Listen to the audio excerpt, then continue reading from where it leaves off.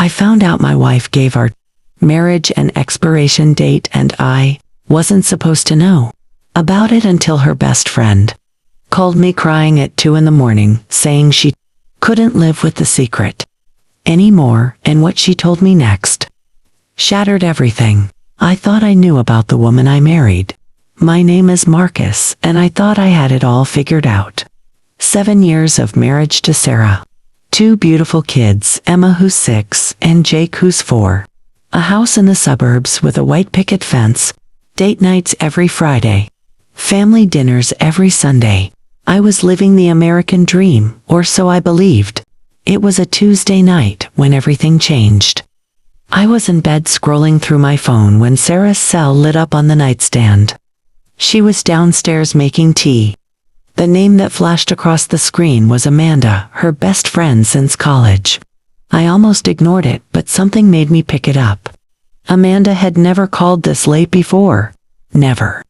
I answered, thinking maybe it was an emergency. What I heard on the other end of that line would haunt me forever. Marcus, Amanda said, and her voice was shaking. I need to tell you something, and Sarah is going to hate me for this, but I can't do this anymore. My heart started racing. Amanda, what are you talking about? She took a deep breath, and I could hear her crying. Your marriage, Marcus. Sarah told us 6 months ago that she was giving it 1 more year. What do you mean 1 more year? I asked, even though somewhere deep inside I already knew. She said if things didn't change, if she didn't feel different by next spring, she was done. Amanda continued. She has an exit plan, Marcus, a whole plan, and none of us were supposed to tell you. The phone almost slipped from my hands. My wife, the woman who kissed me goodbye every morning, who smiled at me across the dinner table, who made love to me just 3 nights ago, had put an expiration date on our marriage, and I was the only one who didn't know. Amanda kept talking. She has a separate bank account she's been putting money into for months. She's been talking to a divorce lawyer. She's been looking at apartments. Marcus, she even told us she'd probably go for full custody of the kids, because you travel too much for work. I couldn't breathe. The room was spinning. How many people know? I finally managed to ask. Our whole friend group, Amanda whispered. Jessica, Brittany, Nicole, Tom, even your buddy Derek. Everyone except you. That hit me like a freight train. My own friends knew. They looked me in the eye at barbecues and birthday parties, knowing my marriage was on a countdown timer.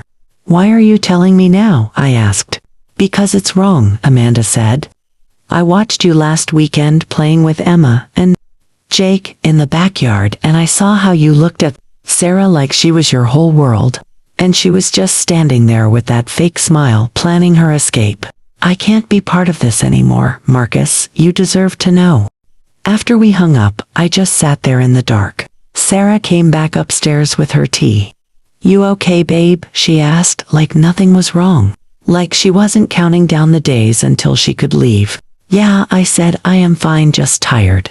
She climbed into bed beside me, kissed my cheek, turned off the light, and I laid there next to a stranger.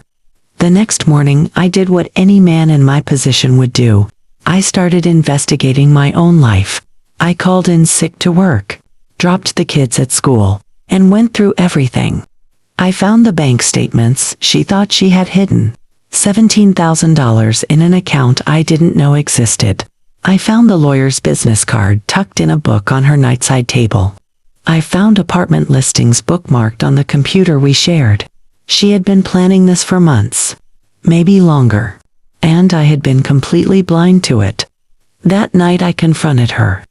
I waited until the kids were asleep. Sarah, I said, we need to talk. She looked up from her laptop. Okay, what's up? Amanda called me last night. I watched the color drain from her face. Marcus, I can explain. No, I said, I don't want explanations, I want the truth. How long have you been planning to leave me? She closed her laptop slowly. Who told you? She asked. It doesn't matter, I said. What matters is that my wife has been lying to me for months. That everyone we know has been lying to me. She started crying, but I felt nothing. I felt completely empty. I wanted to see if things would get better, she said. If we could fix this. By lying to me, I asked, by planning your exit while pretending everything was fine. I was trying to protect you, she said. Protect me, I laughed, and it sounded harsh even to my own ears. You were protecting yourself, Sarah. You wanted a backup plan in case you decided I wasn't worth staying for. That is not fair, she said. Fair, I repeated. Our entire friend group knew you were planning to leave me. My best friend knew. And nobody thought I deserved to know that my marriage had an expiration date. We stayed up until 3 in the morning. She told me she felt disconnected. That I worked too much. That she felt like a single parent. That she didn't feel seen anymore.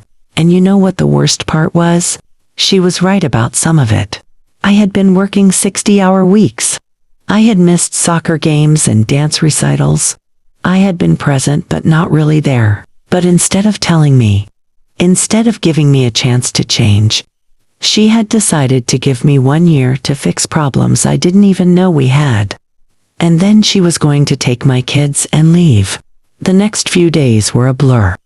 I called my own lawyer, started my own secret bank account. Two could play this game. But something happened that I didn't expect. Our daughter Emma asked me one morning why mommy was crying so much. And Jake, my 4-year-old son, drew a picture at preschool of our family. Except in his picture, mommy and daddy were on opposite sides of the paper. Kids know. They always know. That night I looked at Sarah, really looked at her.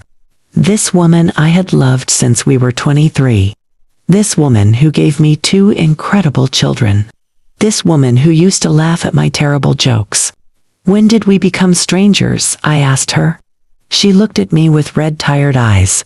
I don't know, she whispered. Maybe we have been strangers for a while now. We sat in silence for a long time. Then I asked her something I had been afraid to ask. Do you still love me? She didn't answer right away. I love the man I married, she finally said. But I don't know who you are anymore, Marcus. And I don't know who I am either when I am with you. That hurt more than anything else she could have said. Because she was right. I had become a different person. The guy who brought her flowers just because had become the guy who forgot their anniversary. The guy who stayed up all night talking about their dreams had become the guy who fell asleep during dinner. The guy who made her laugh until she cried had become the guy who barely smiled anymore. I want to fix this, I told her.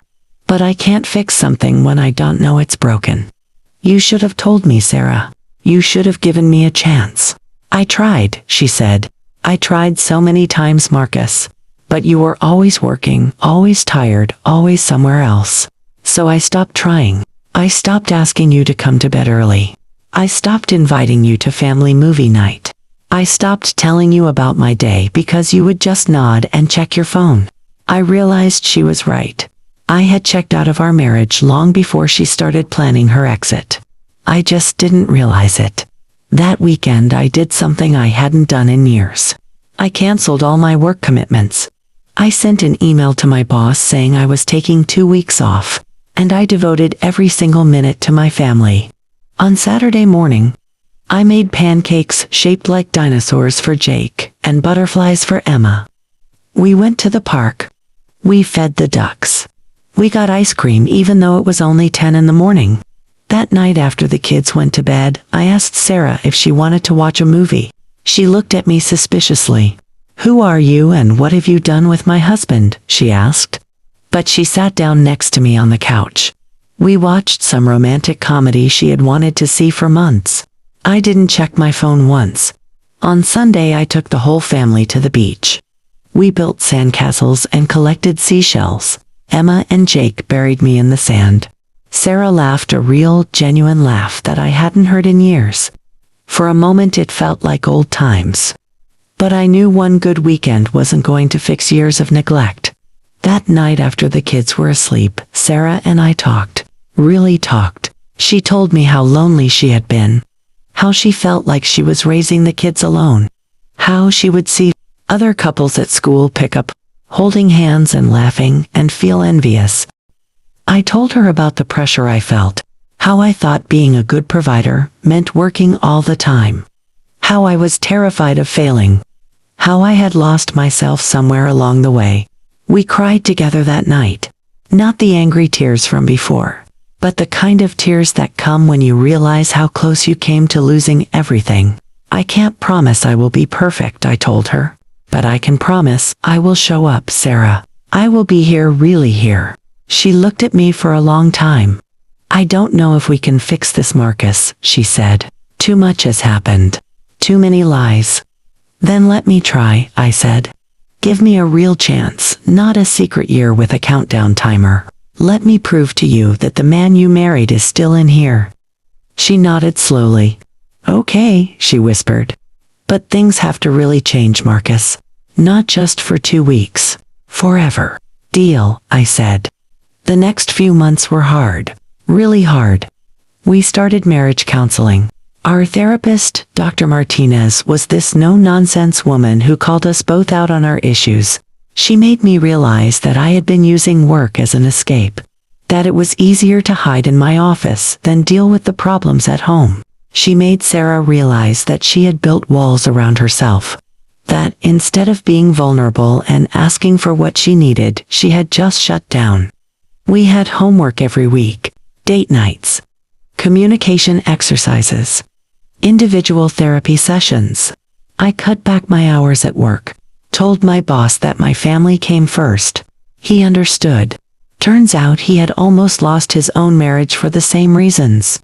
I started coaching Jake's soccer team. I never missed another one of Emma's dance recitals. I came home for dinner every single night. Sarah started opening up more, telling me when she felt disconnected, when she needed help, when she just needed me to listen. We started having coffee together every morning before the kids woke up. Just 15 minutes of talking about nothing important. But it reconnected us in a way I didn't expect. Slowly things started to change. She would reach for my hand when we watched TV. I would kiss her goodbye in the morning like I meant it. We started laughing again. 6 months after Amanda made that phone call, I took Sarah on a surprise weekend trip. My parents watched the kids.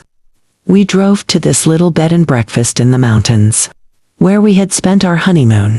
On the first night there, we sat on the balcony looking at the stars. Thank you, Sarah said. For what I asked. For fighting for us, she said. For not giving up when I had already checked out. I took her hand. I almost lost you, I said. I almost lost everything that matters. And it would have been my fault. She shook her head. It was both our faults, Marcus. I should have spoken up sooner. I should have told you what I needed instead of building an escape plan. We sat there in comfortable silence. Then she said something that made my heart stop. I closed the bank account. The apartment listings are deleted. I told the lawyer I didn't need her services anymore. I looked at her. Really? She nodded, tears in her eyes. I don't want to leave, Marcus. I want to stay. I want us. We made love that night like we did when we first got married. Like we couldn't get enough of each other. Like we were the only 2 people in the world. The next morning over breakfast she told me something else. Amanda saved us, you know, she said.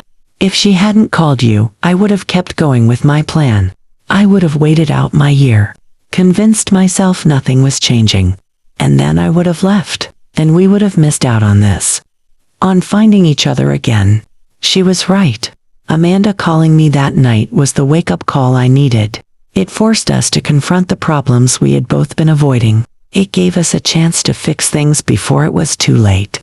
When we got home, I called Amanda and thanked her. She cried on the phone. I was so scared, she said. I thought Sarah would never forgive me. I thought I would lose my best friend.